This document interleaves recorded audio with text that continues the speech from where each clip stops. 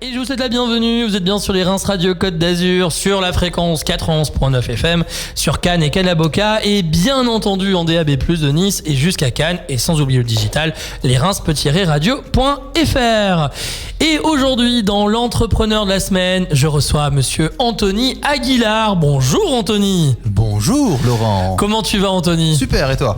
Oh bah écoute, franchement gars, il fait beau, les oiseaux chantent, on est avec le meilleur humoriste de Cannes, tout va bien. C'est gentil, c'est gentil. Bah oui, mais je le pense vraiment. Bon, ça fait des années qu'on se connaît, hein, mon cher Anthony. C'est vrai, hein. on va être honnête. Et je me suis dit, je vais inviter tout Cannes sauf Anthony, c'est pas possible. C'est pas possible. J'ai failli me vexer. Bah oui, vraiment. bah oui, non, mais c'est pour ça. Alors, j'étais invité, pas dans l'invité de la semaine, mais dans l'entrepreneur de la semaine, parce que tu as surtout, bien sûr, tu es humoriste, mais tu es aussi un entrepreneur. Ouais, exactement. Et moi, je trouvais que c'était plutôt intéressant de voir plutôt le côté entrepreneur. Ça n'empêchera pas que tu nous parleras de tes projets, de tes spectacles, etc. Mais je trouvais que c'était intéressant parce que justement, entreprendre dans le milieu du spectacle, et je pense qu'avec malheureusement ce confinement, on est en plein dedans. Hein, je pense qu'on va pas refaire l'histoire du Covid. Et donc je trouvais que c'était intéressant. Alors déjà, première question, mon cher Anthony, comment tu vas ?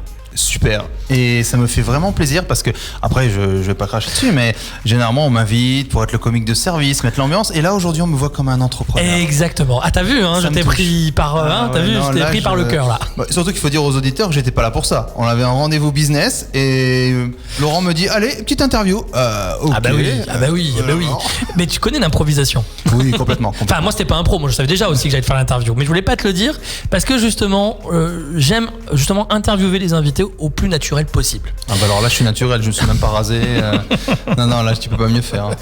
Alors Anthony, justement, bon on va pas épiloguer l'année 2020 qui a été une année, je pense pour tout le monde assez dramatique.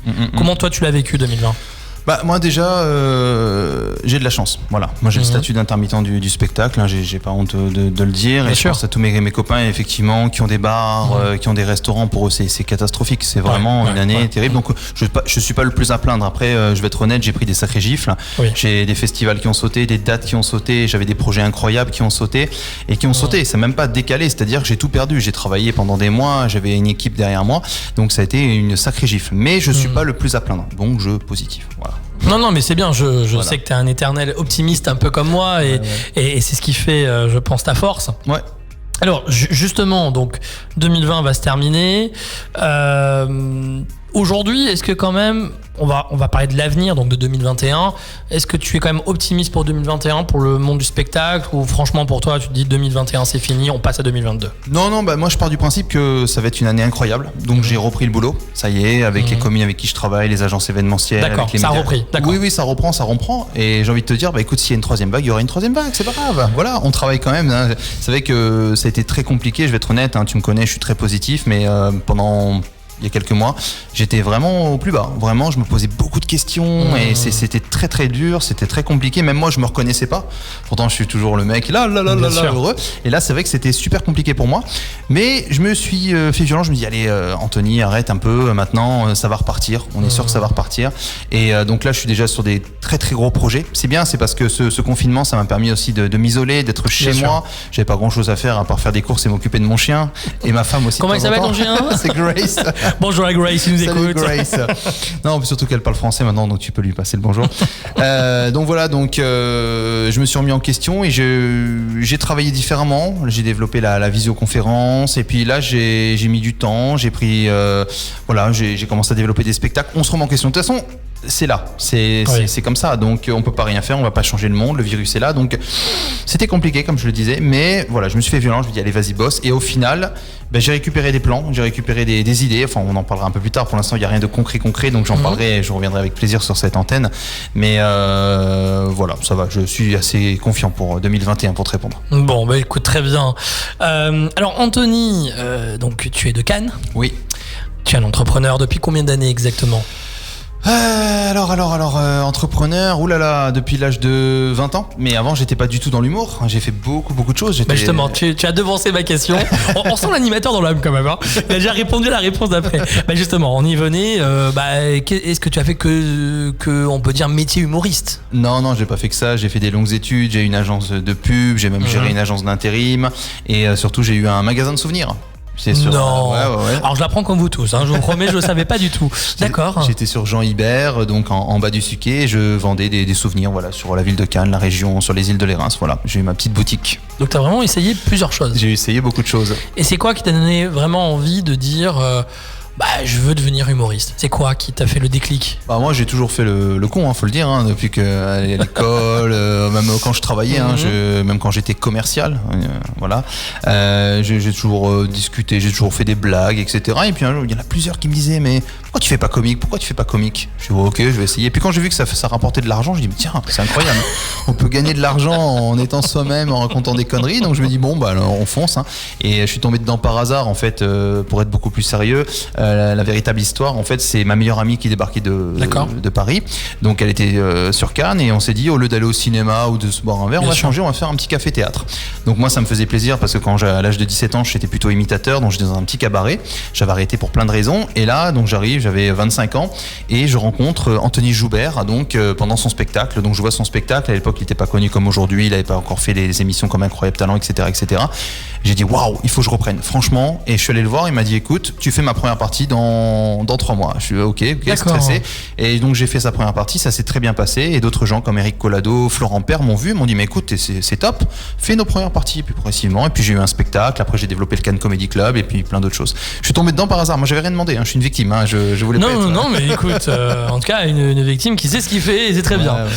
Alors justement Anthony, on va parler des projets donc de 2021. Tu sais un petit peu ce que tu as monté comme projet en 2021 ou oui, c'est encore oui. Alors c'est compliqué. Déjà il y a des choses qui sont un peu secrètes pour l'instant. Mais on dit pas. Mais promis, vous serez au courant dès qu'il y aura du concret.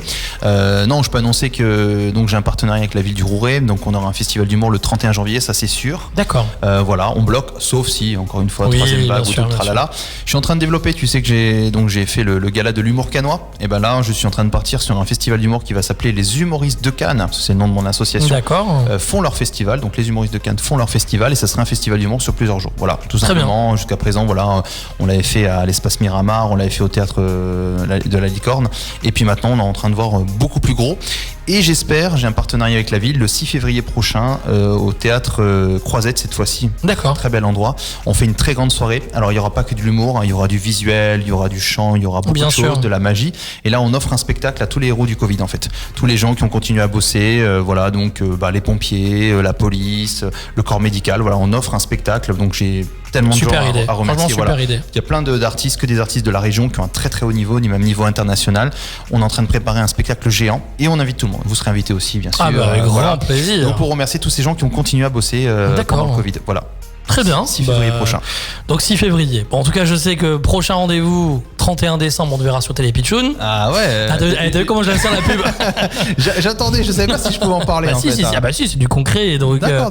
31 décembre, on te verra sur Télé Pitchoun. Voilà. Exactement. Donc, où il y aura justement... on peut le dire, un peu un genre de grand ou petit cabaret pour les enfants et pour les grands, un peu la style Patrick Sébastien. Ouais, on peut le dire. C'est le côté nostalgique. Tiens, en parlant de Patrick Sébastien, on le voit souvent en ce moment à la télé. On le voit souvent. Ils ont diffusé il y a pas longtemps, comment il s'appelle, c'est l'émission qui était le plus regardée en France. Et je crois qu'il avait fait 18 millions de téléspectateurs début 90. C'était le plus grand cabaret. Non, c'était au tout début, il avait piégé justement, tu sais, des animateurs télé. Oui. Ça me reviendra, c'est pas grave. C'est l'âge. On se refait pas. Non, effectivement, donc une très belle soirée qui se prépare, voilà. Donc on va bien rigoler, et puis bien entendu, toi Anthony qui est cannois, qui aime Cannes, qui est né à Cannes, on peut le dire, hein. T'es né à Cannes toi, hein? Ah là, je suis né à Paris. Bon, il est né à Cannes. Mon cœur est cannois. Mon cœur est cannois. C'est mes parents qui sont perdus un peu là-haut. Et justement, quand on est dans l'émission l'entrepreneur de la semaine, est-ce que quand même c'est pas un peu dur des fois être entrepreneur? Est-ce qu'il y a des moments t'as pas envie de baisser un peu les bras des fois? Ouais, ça revient un petit peu sur ce qu'on disait au début de cette émission. C'est vrai que je pense que tu connais ça aussi. Il y a des moments où on se dit mais qu'est-ce que je fais là? Oui. Qu'est-ce que je fais? T'as des matins, tu te réveilles et tu en prends, je peux le dire, plein la gueule. Tu prends des courriers, des trucs, des machins, des annulations. T'as plein de problèmes. Et beaucoup de factures. C'est ça, et beaucoup de factures. Et des fois, moi je donne des cours aussi maintenant. Et t'as envie de dire à tes élèves, c'est la plus belle chose que tu peux faire. Créer justement ton entreprise, la liberté. Donc, la liberté, ouais. faut que ça marche. Mais il y a des moments où on te dit, oh mon Dieu, mais qu'est-ce que je fais là? Et de l'autre côté, bon, tu te dis. Donc c'est compliqué, surtout en ce moment. Mais bon, les conseilleurs sont pas les payeurs, mais accrochez-vous quoi. Tous les entrepreneurs qui peuvent m'entendre, accrochez-vous, ça va s'arranger. Voilà, et surtout innover. Voilà, on a vu l'arrivée de la visio. Alors c'est sûr que quand t'es restaurateur, c'est difficile, hein, mais il faut se remettre en question. On a bien vu que malheureusement, sans faire de politique, voilà, eux, ils sont un petit peu déconnectés de tout ça. C'est à nous de nous bouger, c'est à nous de trouver des solutions. Et accrochez-vous, mais je pense que si là maintenant on me dit écoute, tu peux rester entrepreneur ou tout arrêter. Oui, tiens, c'est une bonne question. Je pense que je reste entrepreneur. Ouais. C'est vrai, tu restes? Ouais, juste pour le goût du challenge. Tu regrettes rien? En fait, voilà, c'est ça, c'est que je pense qu'il faut se lancer parce qu'après t'as des regrets. Parce que tu te dis je le fais pas, tu le fais, tu te ramasses, bon, au moins t'auras essayé, tu vois. Ouais. Si tu le fais pas, tu te dis ça se trouve, ça aurait marché. Ouais, tout à fait. Vois, et voilà, donc. D'accord, écoute. Merci d'avoir parlé en toute transparence, en tout cas, mon cher Anthony. Tranquille. Une dernière question. Comme tu veux. Parce que le temps passe tellement vite. Quel est ton humoriste préféré? Mon humoriste préféré. Ton mentor. Ah là, c'est compliqué ça. Parce que tu veux dire sur scène ou dans la vie? Parce que je les connais. Allez, fais-moi les deux. Sur scène et dans la vie. C'est enregistré, allez-y. Très bonne question. Je vais opter pour Mathieu Madénian. Pour la vraie vie? Pour les deux en fait. Moi il me tue de rire. C'est vrai que en plus c'est sur scène c'est un monstre, c'est vraiment un monstre du stand-up. Et à côté dans la vraie vie il est extraordinaire. Il est vraiment super sympa quoi. C'est un fou. Il joue devant 1000 personnes. Il a le micro et à la fin il dit non mais je veux tous vous rencontrer à la fin. Et t'as les gens, t'as une queue de 2 heures. Il rencontre tout le monde. Bon il vend un livre au milieu hein, mais c'est du business. Mais il est adorable ce mec. Il est super sympa. Il aime les gens quoi. Il aime. On sent voilà. Il aime vraiment les gens. Donc voilà. Donc je pars sur Mathieu Madénian. Je sais qu'il reste pas beaucoup de temps. Donc je donnerai d'autres noms la prochaine fois. Tu t'en sors bien. Merci beaucoup Anthony pour cette interview. Bien sûr, tu es chez toi ici. Merci à toi Laurent. Peut-être que bientôt le verra animateur. Enfin bref, il fait ce qu'il veut. C'est son antenne. Voilà, donc Anthony Aguilar. Donc pour ceux... Enfin, j'ai envie de dire, j'ai même pas envie de poser la question de dire pour ceux qui le connaissent pas, parce que je crois qu'à Cannes, tout le monde le connaît, Anthony. Donc voilà, Anthony, un jeune entrepreneur, voilà, cannois, du bassin cannois, et qu'il faut bien sûr soutenir, parce qu'on parle de consommer local. Il faut te consommer localement, toi. Voilà. Consommez-moi. À bientôt, Anthony. Merci, bye bye.